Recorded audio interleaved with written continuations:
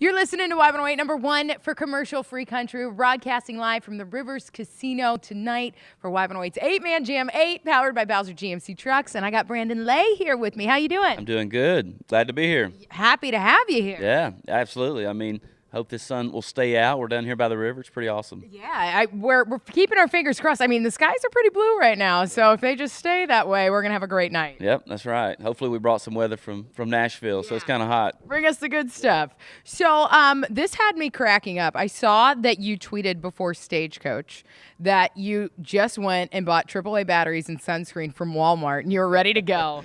And they replied to you that you were at your full potential and too powerful. Yeah, maybe I made it now. Walmart is retweeting me, so you know, you got to have a Walmart run every now and then, and especially out in the middle of the desert.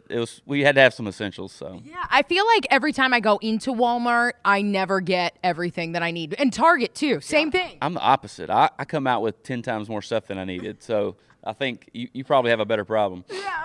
So let me ask you this: since you're coming out with 10 times more stuff that you need, narrow it down to 3 things that you would need to be at your full potential and too powerful. What would you buy at Walmart? Ooh, gosh, BC powder. What BC powder? Sounds like an old man, I know. BC powder. I feel like batteries are always dying on us. Yeah. I feel like sometimes I tell the band before we hit the stage, I'm like, nothing can stop us tonight but AA batteries. So it's always good to have batteries. So that's 2 things. Right, okay. I'm not really a sunscreen wearer. I probably should be I'm always the guy that has like the coon eyes and the farmer stand. I don't know. I'm always a sucker for like double pack Snickers on the way out. So I fall for that every time. Yeah, it's easy to fall for the stuff in those aisles. It's so shiny. Yeah, but it's better than being hangry. I mean, that's the whole thing, right? So especially with Snickers. exactly. You got it. Yeah, because I think for me, I would have to pick nail polish. I would need Honey Crisp apples and that ice carbonated water. Oh, that's very specific. Yeah. If I'm gonna be at my full potential, I gotta have specific items. Well, yeah. The older I get, the more. I don't want to call them vices, but the older I get, the more things I rely on. I'm like, man, when I was little, I used to just wake up and go play all day and climb a tree, and now it's like starting an old diesel truck to get going. So I don't know. You gotta do XYZ things. Right. I guess it's part of getting older. Yeah. So you just recently got to do a cover of Trisha Yearwood's Walk Away Joe. How did doing that come about? Was it something that you always planned on doing? Was it presented to you? Because I know you have made it clear that you always appreciated growing up with such strong female country artists surrounding you. Yeah, absolutely. Yeah, they dominated the 90s, and they're definitely stuff I grew up on just like everybody else. And that was actually presented to me by Amazon, like as part of their Amazon Original program or whatnot. And they wanted a 90s cover, and it wasn't necessarily female specific, but I thought it was a good opportunity to try to put my spin on it and do it completely different, because nobody's ever going to beat the original. Right. But just to offer up a side and a piece of what got me here. Yeah. So were you nervous at all to put your spin on it, knowing that it was Trisha Yearwood? Yeah, a little bit, but again, I mean, the key was like so different, and we tried to just make it sound.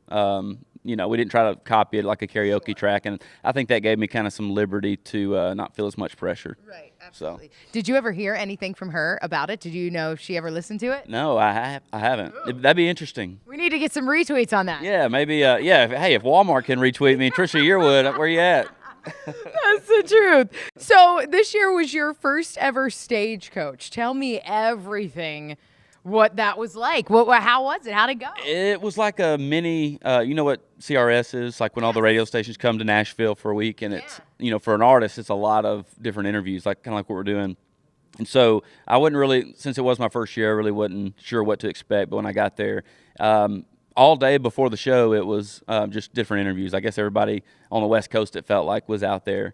And it's kind of bouncing around from trailer to trailer on a golf cart. Yeah.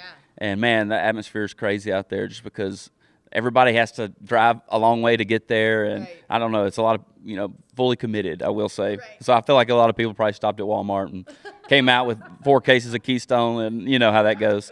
So, the stage we played at was great, and those fans out there are just hungry for country music, and they never disappoint. Was it a lot, just a ton of energy, and like made you go strong and just have a good time? Oh yeah. I mean, that's why I get up in the mornings for that instant gratification. I feel like sometimes the wheels can turn slow from Music Row and in the career world or whatnot. But then the live, I guess, interaction is the instant gratification that kind of offsets that. So, I'm sure we'll feel that tonight. Yeah. Oh, yeah. You're absolutely going to feel that tonight. I can't tell you how excited Yinzers are for Y108 8-Man Jam every year. I mean, this is the show that kicks off summer, and we couldn't be happier to have you here for it. Well, I'm honored, and especially with the lineup. I mean, I'm pretty sure we all took the same plane up this morning. So, really? yeah, and we've done shows with David Lee and all those other guys. So it's gonna be a blast. It's going to be a party tonight. So I want to talk to you about some TV stuff because 2 big shows just ended forever in the last week. Big Bang Theory and Game of Thrones. Do you watch either of those shows, and how did you feel about the series finales? I'm out of the loop on Game of Thrones. Yeah, me too. It's kind of, what is it, like 10 seasons, 8 seasons? 8 seasons. That's intimidating to start. That's a lot of time requirements. So I'll have to get around to that because I'm probably I don't know if you watch it, but we might be the only people on earth that haven't. So I think so. Well, I feel like I've watched it because I've read so much about it on social media. That's the only thing that's on there right now. I know, it's crazy. I feel like just seeing little nuggets and tweets and stuff. I feel like the cat's already out of the bag. So I don't know. It kind of spoils the fun. You kind of have to wait 10 years before you watch it now. That was like how my wife and I watched Breaking Bad. Yeah. It like cooled off and Right. That's what I did too. Yeah, and then we started it, and then we couldn't put it down. Yeah. Same thing with my fiance and I. We had the whole same process with it because it was just like everybody knew about it, everybody knew everything, and then I had no idea, however many years later. Yeah, I know. There's something, I think I might be wired wrong because it's like whatever's popular is like, I don't know, I kind of get turned off, but yeah, it's good to come back and rediscover. What about Big Bang Theory? Did you catch that show at all? Yeah, my wife loves it, and so it's always on. It's so funny. It's kind of like if nothing else is on, it's either that or Friends. Yeah. It's like the backdrop. Are we best friends? I'm pretty sure you and I just became best friends. We might be. Yeah. So that's literally. I missed though the series finale. It was a week ago. That's a big deal too. I know it was broken down into 2 parts, and I missed it all. And so I've been trying to dodge spoilers left and right. Yeah. Wasn't that the longest running show ever? Yeah, I think it was one of the longest running sitcoms. Yeah, that's crazy. Friends was 10 seasons, right? So and this was 12. So I think it passed Cheers or something. I mean, that's crazy. It's crazy. Yeah. It was good. It was that good though. Yeah. I feel like they could have gone on longer.